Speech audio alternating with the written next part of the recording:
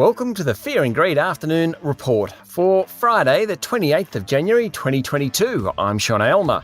Every afternoon, we'll bring you the 5 news items that happened today that you need to know about. Let's jump into it. Story number 1 this afternoon is the local share market.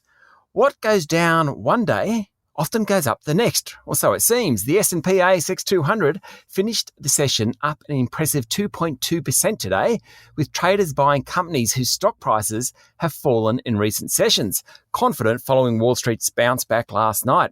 The increase today reversed yesterday's declines, though the bourse still finished lower for the week. It's been quite a ride this week, with tech stocks in particular being sold off. Today, there were some big moves from some big companies: Goodman Group, Wesfarmers and Macquarie Group. All stocks that have been sold down recently were up more than 4%. REA, Xero and Coles Group jumped more than 5%, while CSL, Woolworths, Rio Tinto and Transurban all rose 3% or more. The index closed today at 6,988 points and is up 5% over the past 52 weeks.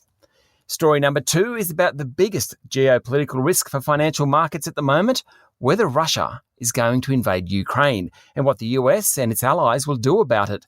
Today, the Russian ambassador to Australia, Alexei Pavlovsky, said troops amassed along the border was a warning to Ukraine not to try any reckless military adventures. But it wasn't a threat.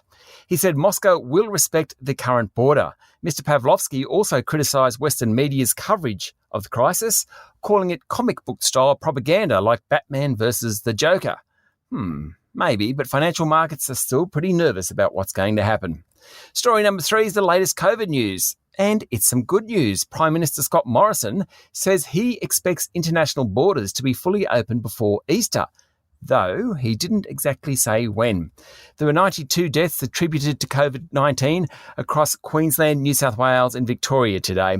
That's down from the record 105 on Australia Day. New South Wales Chief Health Officer Kerry Chant highlighted that the large proportion of deaths in her state were of older people or people with other underlying conditions.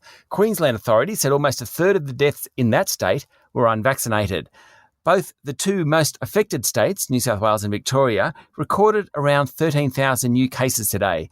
And finally, Health Minister Greg Hunt said booster shots were now approved for 16 and 17-year-olds. More than 2/3 of eligible Australians have now had their booster jab.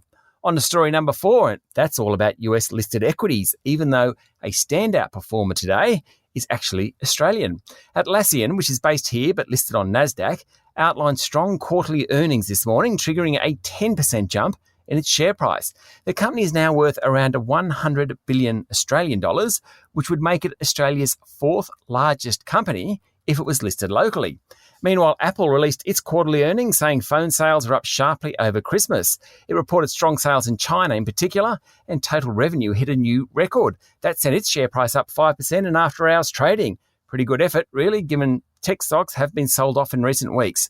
And finally, this morning, Tesla's share price fell more than 11%. That's about $150 billion in value.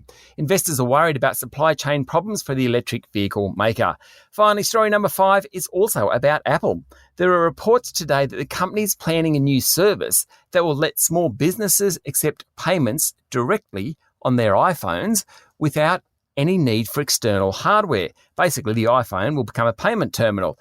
That's a threat to many payment providers, such as Afterpay, which of course now is owned by Block in the US, because Apple payments won't need payment terminals. That makes life much, much easier for small and medium-sized businesses, and they'll be more likely to favour Apple.